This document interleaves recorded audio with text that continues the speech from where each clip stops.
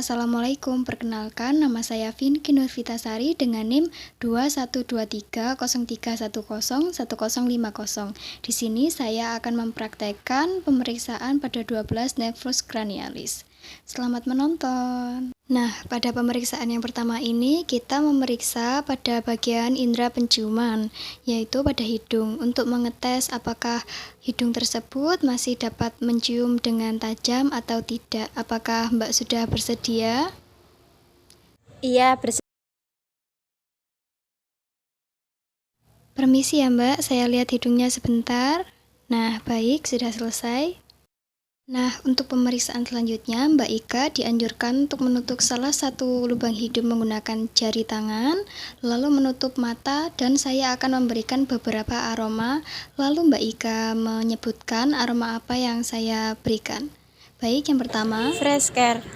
Ya, baik, betul. Selanjutnya. Minyak kayu putih. Nah, betul. Lalu ditutup lagi pada bagian lainnya.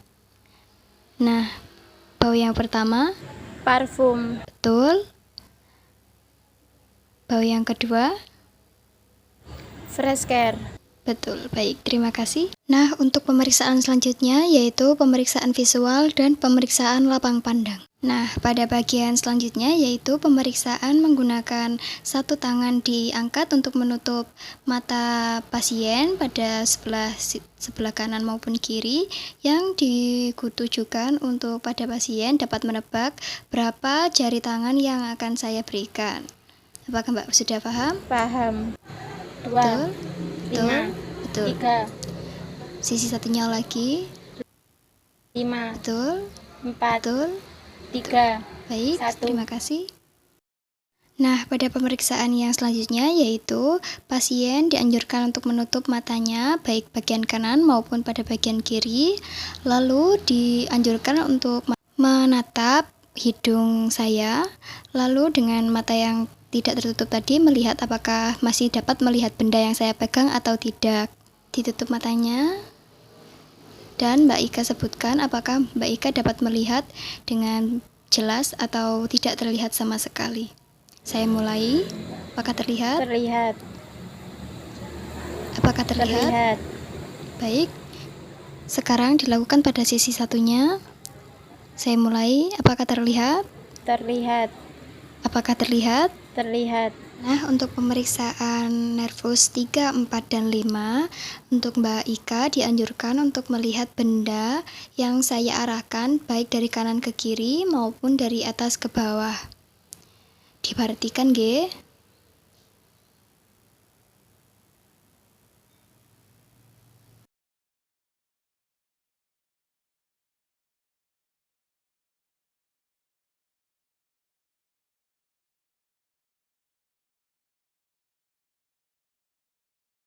Nah, untuk pemeriksaan selanjutnya yaitu pemeriksaan refleks pupil pada cahaya dengan pemeriksaan yang pertama yaitu pemeriksaan direct dan pemeriksaan yang kedua pemeriksaan indirect.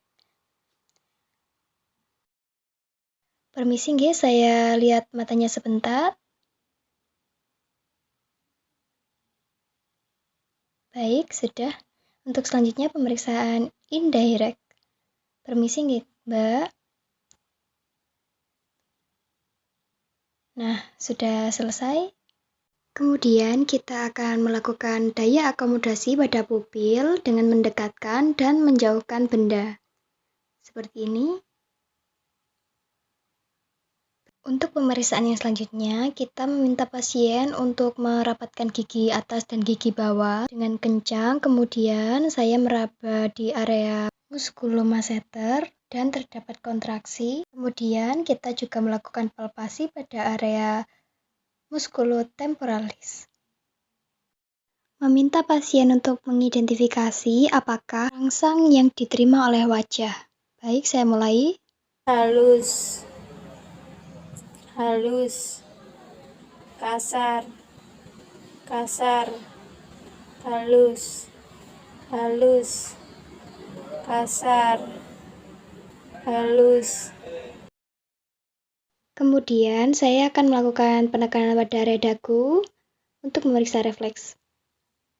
Nah, Normalnya untuk pemeriksaan refleks, maka dagu akan menutup ketika dilakukan pengetukan pada area tersebut. Kemudian, anjurkan pasien untuk menutup mata, lalu saya akan berusaha membuka mata pasien tersebut untuk mengecek apakah refleks pada otot mata masih kuat atau tidak. Sudah, untuk selanjutnya, meminta pasien untuk mengangkat alis ke atas, lalu mengerutkan dahinya untuk melihat apakah simetris atau tidak. Kemudian kita juga memperhatikan nasal labia apakah simetris atau tidak. Kemudian meminta pasien untuk mengerucutkan mulut dan bersiul. Kemudian menggembungkan pipi. Saya coba untuk menekan. Kemudian kita minta pasien untuk mengidentifikasi rasa apa yang terasa pada lidah pasien, lalu menunjukkan pada kertas yang sudah diberikan tanda 4 rasa, yaitu manis, asin, asam, dan pahit. Pada saat melakukan pemeriksaan, pasien dilarang untuk memasukkan lidahnya sebelum pemeriksaan selesai. Baik, silakan dipegang dulu kertasnya, Mbak.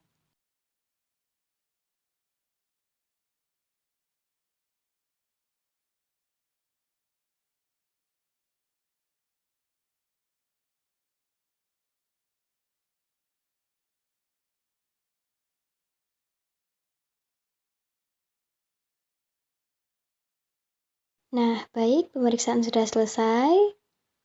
Permisi nggih. Pada pemeriksaan selanjutnya, yaitu pemeriksaan pada nervus vestibulocochlearis yang melibatkan pendengaran dan keseimbangan, serta membutuhkan peralatan, yaitu salah satunya garpu tala. Pemeriksaan ini untuk mengetahui bagaimana penghantaran suara melalui udara. Kemudian kita meminta pasien untuk mengidentifikasi apakah suara garpu tala masih terdengar, dan juga kepada pemeriksa secara bergantian. Terdengar, Terdengar, dengar, terdengar, terdengar, terdengar, terdengar, terdengar, terdengar, terdengar, tidak terdengar. tidak terdengar. Baik, sudah selesai. Pada pemeriksaan nervus selanjutnya, kita akan menguji refleks menelan. Dipersilakan untuk meminum air sebentar. Palpasi pada leher pada pasien untuk mengetahui gerakan naik turun pada leher tersebut. Baik, terima kasih. Kemudian pada pemeriksaan selanjutnya yaitu mengecek posisi ovula dan juga pita suara dari pasien. Kita meminta pasien untuk membuka mulut dan mengeluarkan bunyi A. Kita lihat ovulanya ada di tengah. Baik.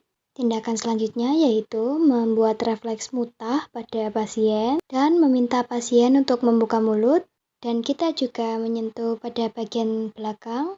Permisi Mbak, bisa dibuka sebentar? Kita akan melakukan pemeriksaan pada 2 muskulus, yaitu pada muskulus sternocleidomastoideus dan juga muskulus trapezius. Kemudian kita meminta pasien untuk menoleh ke sebelah kanan, lalu kita mendorong dan memperhatikan atau menginspeksi atau mempalpasi otot sternocleidomastoideus. Akan teraba adanya kontraksi, dilakukan pada sisi yang lain dengan hal yang sama. Kemudian mengecek bahu pada pasien apakah simetris atau tidak, dengan cara menekan bahu pasien pada saat pasien mendorong ke atas. Pemeriksaan yang terakhir yaitu pada bagian bawah lidah, sehingga pemeriksaan ini difokuskan pada area lidah. Pemeriksaan terdapat 2 gerakan. Dengan pemeriksaan yang pertama, kita minta pasien untuk membuka mulut. Kemudian kita lihat posisi dari lidah. Pemeriksaan yang kedua yaitu meminta pasien untuk menjulurkan lidah. Silakan dijulurkan lidahnya. Kita lihat posisinya. Untuk orang normal, posisi lidah tetap di tengah, namun untuk kondisi paralisis, maka untuk lidah yang berada di luar, itu akan mengikuti posisi lesi.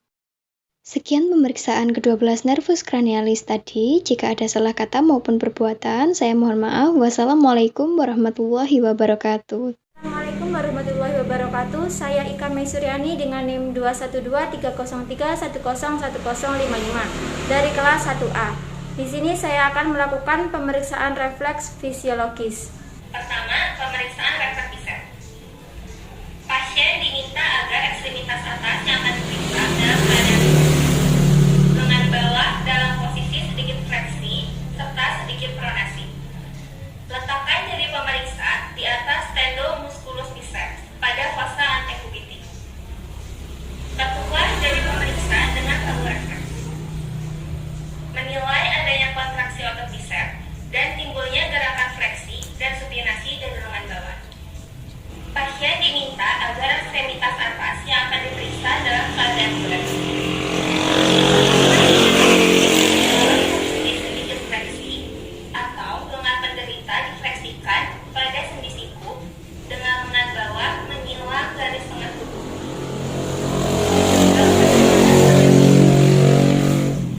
Ketuklah tendon musculus biceps tepat di atas siku.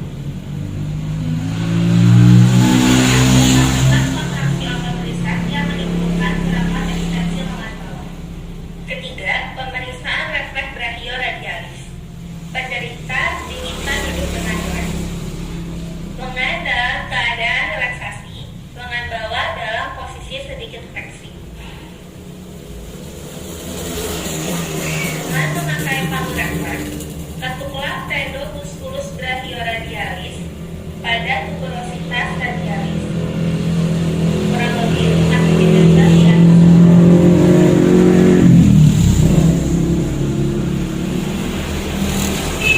Bertumpu pada bed periksa. Ketuklah tendon musculus quadriceps femoris dengan palu refleks secara cepat. Menilai adanya kontraksi otot quadriceps dan melihat ada atau tidaknya ekspresi tungkai bawah.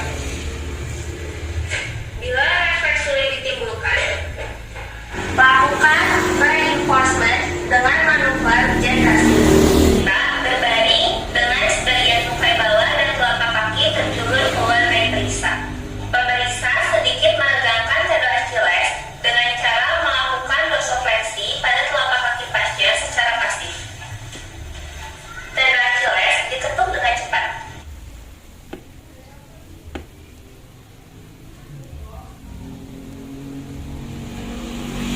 Sekian pemeriksaan refleks fisiologis dari saya. Apabila ada salah kata atau tindakan, mohon maaf. Wassalamualaikum warahmatullahi wabarakatuh.